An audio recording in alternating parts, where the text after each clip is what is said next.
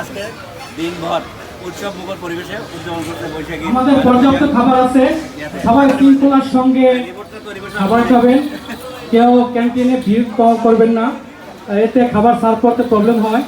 আপনারা পর্যায়ক্রমে যাবেন এবং আমাদের পর্যাপ্ত খাবারের ব্যবস্থা আছে।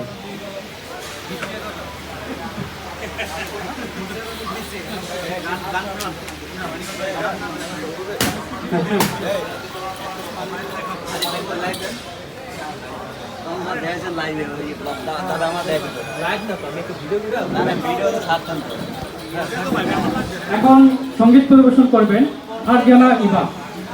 ফারজানা ইবা আপনাদের সামনে সঙ্গীত পরিবেশন।